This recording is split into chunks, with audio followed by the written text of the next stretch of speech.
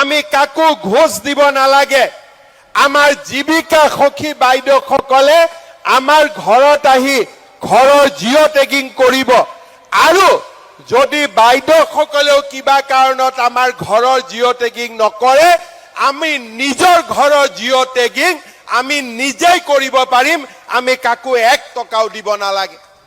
আজি তাৰ ফলত যোৱা 15 দিনত অসমত 19 লাখ পৰিয়ালৰ ঘৰ জিঅ' টেগিং হৈছে। কতো অভিযোগ নাই যে কোনেও 1 টকা খুজিছে।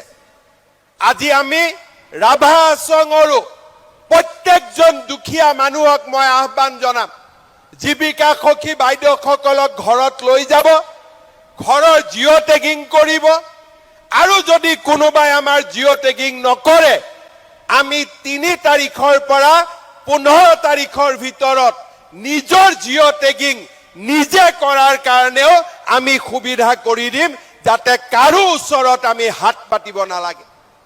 আপোনালোকে চিন্তা কৰক, আগত কোন চৰকাৰে অৰুণোদয়ৰ ধন, ধান কিনাৰ ধন, ইলেক্ট্ৰিচিটিৰ দাম প্ৰত্যেক বছৰত বাঢ়ি যায়, কমাৰ কথা আমি জীৱনত আমি কাকো ঘোষ দিব নালাগে। আমাৰ জীৱিকা সখী বাইদেউসকলে আমাৰ ঘৰত আহি ঘৰৰ জিঅ' টেগিং কৰিব আৰু যদি বাইদেউসকলেও কিবা কাৰণত আমাৰ ঘৰৰ জিঅ' টেগিং নকৰে আমি নিজৰ ঘৰৰ জিঅ' টেগিং আমি নিজেই কৰিব পাৰিম। আমি কাকো 1 টকাও দিব নালাগে। আজি তাৰ ফলত যোৱা 15 দিনত অসমত 19 লাখ পৰিয়ালৰ ঘৰ জিঅ' টেগিং হৈছে। কতো অভিযোগ নাই যে কোনেও 1 টকা খুজিছে। আজি আমি ৰাভা আশ্ৰমৰো প্ৰত্যেকজন দুখীয়া মানুহক মই আহ্বান জনাম, জীৱিকা সখী বাইদেউসকলক ঘৰত লৈ যাব, ঘৰৰ জিঅ' টেগিং কৰিব আৰু যদি কোনোবাই আমাৰ জিঅ' টেগিং নকৰে আমি 3 তাৰিখৰ পৰা 15 তাৰিখৰ ভিতৰত নিজৰ জিঅ' টেগিং নিজে কৰাৰ কাৰণেও আমি সুবিধা কৰি দিম, যাতে কাৰো ওচৰত আমি হাত পাতিব নালাগে। আপোনালোকে চিন্তা কৰক, আগত কোন চৰকাৰে অৰুণোদয়ৰ ধন, ধান কিনাৰ ধন, ইলেক্ট্ৰিচিটিৰ দাম প্ৰত্যেক বছৰত বাঢ়ি যায়, কমাৰ কথা আমি জীৱনত আমি কাকো ঘোষ দিব নালাগে।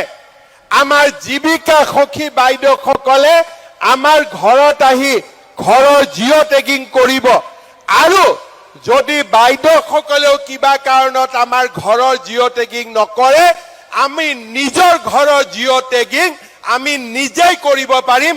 আমি কাকো 1 টকাও দিব নালাগে। আজি তাৰ ফলত যোৱা 15 দিনত অসমত 19 লাখ পৰিয়ালৰ ঘৰ জিঅ' টেগিং হৈছে। কতো অভিযোগ নাই যে কোনেও 1 টকা খুজিছে।